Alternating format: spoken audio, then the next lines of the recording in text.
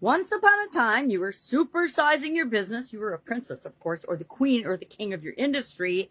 And a Yeti came along in the form of the competition and tried to destroy what you were building. But your fairy godmother appeared on the scene and everything turned out in your favor. You supersized your business and lived happily ever after. Sharon Horne-Ellstrom here, in our idiom today, not an awesome story to start out, is once upon a time. We're focusing on story in this year's annual challenge as part of the SOAP framework, as we're finding an area of our life that we want to improve. And so I picked once upon a time as our idiom. Once upon a time has been used to begin the narrative, often for children's fairy tales, since the 1380s.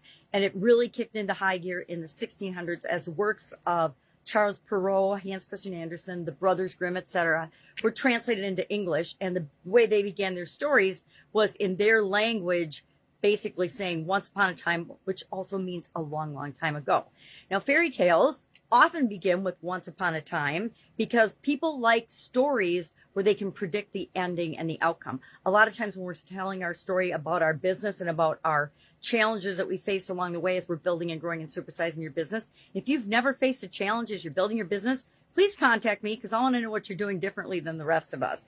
But it's easier to begin a story in a way that predicts that there's going to be a happy ending, that things are going to turn out the way we want them to. Guess what? We get to write our own story. We get to create the story that we want as we're building and growing and supersizing our business. Are things going to happen that we definitely don't want to happen?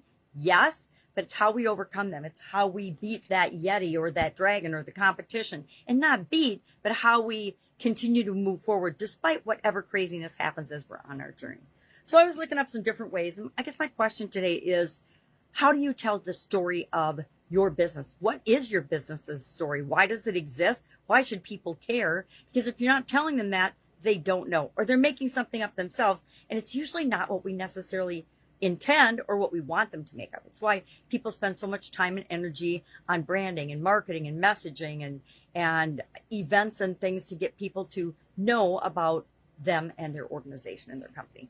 So you can begin stories in different ways. It doesn't have to be once upon a time. And often, once upon a time isn't necessarily appropriate for our stories about our business. Now, it depends on the story you're telling. If you're sharing a past experience that turned out well, maybe once upon a time is a great way to start it. You know, once upon a time, I was a naive woman who trusted everyone, da, da, da, da, da. And I'd share a couple of stories about how I, kicked myself in the foot by not listening to my gut or my intuition or my doing my research, and I got burned. So we can begin stories by saying, or beginning with action or an action dialogue. We can begin stories by asking a question. If you notice, I ask a lot of questions in my titles and in when I'm talking online and when I'm sharing things. We can begin with background information. I think I often use that. I guess I use all of these.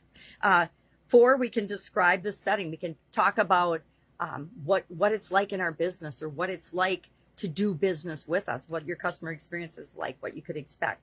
We can begin a story by having the main character introduce themselves. There's a lot of talk and there's a lot of emphasis on personal branding with marketing these days, as well as having an attractive character that represents your business. This may or may not be a real live person. It might be you. It might not be you. It depends what your customers can most relate to, because we're in business to serve our customers, right? If you're not serving customers, why are we in business? If we're not helping people get their needs and problem solve, their needs met, etc., why are we in business? So love to know your experience with once upon a time. Have you ever written a story or told a story beginning, except for reading to your kids, right? Or your grandkids. I read to my grandkids all the time, and a lot of their stories and fairy tales start with once upon a time. A lot of them don't now, but back when I was a kid and when my kids were kids, many of them did. So love to know your take on this particular idiom. Have you used it? Will you use it?